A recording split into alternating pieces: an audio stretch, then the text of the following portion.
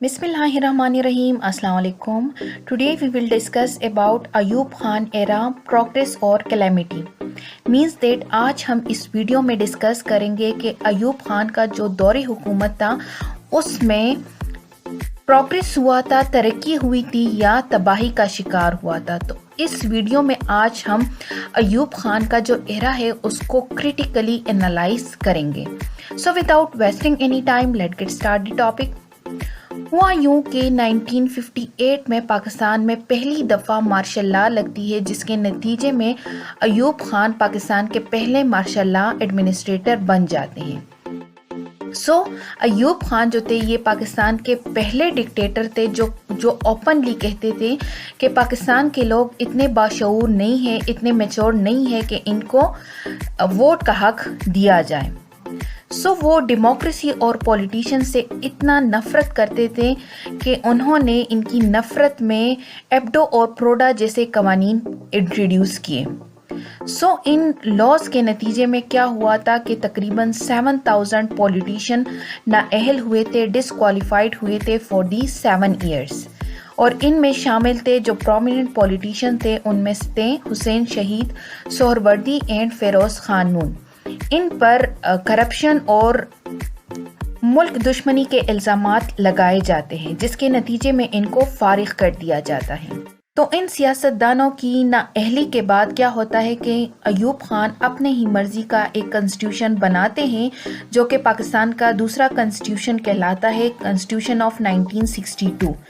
और इसी कॉन्स्टिट्यूशन के नतीजे में क्या होता है कि इलेक्शंस डिक्लेयर होते हैं, जिसके नतीजे में क्या होता है कि अयूब खान भी इस इलेक्शन में एज अ कैंडिडेट के तौर पर सामने आते हैं। अयूब खान को पावर की थ्रस्ट इतनी ज़्यादा लग चुकी थी कि वो ना सिर्फ पाकिस्तान मुस्लिम लीग के प्रेसिडेंट भी थे बल्कि वो प्रेसिडेंशियल कैंडिडेट के तौर पर भी इसी इलेक्शन में हिस्सा लेते हैं। ठीक है। अगर देखा जाए तो उसी एब्डो और प्रोडा के नतीजे में जो लॉस उन्होंने बनाए हुए थे उसमें काफ़ी सियासतदानों को वो फारिग कर चुके थे, क्योंकि जो तमाम इम्पोर्टेंट पॉलिटिशियन थे उनको तो डिसक्वालीफाइड कर दिया था अंडर वेरियस चार्जेस। तो अब फील्ड में उनके मुकाबले के लिए एज सच कोई ऐसा नहीं था। ठीक है। यूँ कह सकते हैं कि अपोजिशन जो थी वो उस टाइम बैडली डिवाइड हो चुकी थी। तो अयूब खान को ये यकीन था कि he was very popular and would win easily. ठीक है, उनको यकीन था कि मैं इजीली जीत जाऊंगा, but under these circumstances the opposition played a wonderful trick. Opposition कौन सा वंडरफुल ट्रिक खेलती है? वो ऐसा ट्रिक खेलती है कि वो यूनैनिमसली कायद आज़म की जो सिस्टर थी फातिमा जिन्ना, उनको as a presidential candidate nominate करते। जो अयूब खान थे उनको बहुत डर था फातिमा जिन्ना से कि वो उनसे ये प्रेसिडेंशियल इलेक्शन जीत ना जाए, क्योंकि वो दोनों ईस्ट एंड वेस्ट पाकिस्तान में बहुत ज़्यादा पॉपुलर थी। बजाय ये कि अयूब खान फातिमा जिन्ना के साथ एक हेल्दी कंपटीशन लड़ते, उन्होंने क्या किया, उन्होंने फातिमा जिन्ना के ख़िलाफ़ कैरेक्टर असैसिनेशन कैंपेन स्टार्ट कर दी। मीन्स दैट कि उनकी किरदार कशी करना शुरू कर दी और उनको डिक्लेयर कर दिया कि फातिमा जिन्ना जो है वो एक इंडियन एजेंट और एक गद्दार है। ठीक है। जो 1965 के जो प्रेसिडेंशियल इलेक्शन थे उसमें बहुत ज़्यादा रैगिंग हुई और उसी के नतीजे में क्या होता है कि अयूब खान उस इलेक्शन को जीत जाते हैं। सच a big injustice make Ayub Khan disgrace figure. Ayub Khan की इसी हरकत की वजह से, इस नाइंसाफ़ी की वजह से वो अवाम के नज़रों से गिर जाते हैं और उनके ख़िलाफ़ क्या होता है कि पूरे मुल्क में एहतजाज स्टार्ट हो जाती हैं, उनके ख़िलाफ़ नारे स्टार्ट हो जाते हैं। اسی دوران 2 انسیڈنٹ رونما ہوتے ہیں جس کی وجہ سے جو ملک کی اکنامک کنڈیشن ہوتی ہے وہ بہت زیادہ اثر انداز ہو جاتی ہے، اور ساتھ ہی ساتھ جو ایوب خان کی پولیٹیکل کیریئر ہے اس کو بھی بہت بڑا دھچکا پہنچتا ہے۔ جو فرسٹ انسیڈنٹ تھا وہ تھا 1965 کا وار، جو کہ پاکستان اور انڈیا کے بیچ میں لڑا گیا تھا، جس میں پاکستان نے سکسیسفلی ڈیفینڈ کیا ہوا تھا انڈین انویژن کو۔ وہ جنگ پاکستان جیت چکا تھا، بٹ دوسری طرف اس کا نقصان یہ ہوا تھا کہ جو امریکہ کی طرف سے پاکستان کو جو ملٹری یا ویپن کی جو امداد ملتی تھی وہ بند ہوا تھا۔ وہ کیوں بند ہوا تھا؟ وجہ کیا تھی؟ وجہ یہ تھی کہ ان دونوں کے بیچ میں یہ معاہدہ ہوا تھا کہ امریکہ کی طرف سے جو ملنے والا ویپن ہے وہ جنگ میں انڈیا کے خلاف استعمال نہیں کرے گا، بٹ اس جنگ میں وہ پاکستان جو ہے اس کو ڈٹ کر یوز کرتا ہے، جس کی وجہ سے امریکہ ناراض ہو جاتا ہے اور وہ پاکستان پر امداد کو بند کر دیتا ہے۔ ٹھیک ہے، دوسرا جو انسیڈنٹ تھا جو کہ بہت زیادہ امپورٹنٹ تھا وہ تھا تاشقند ایگریمنٹ 1966 کا۔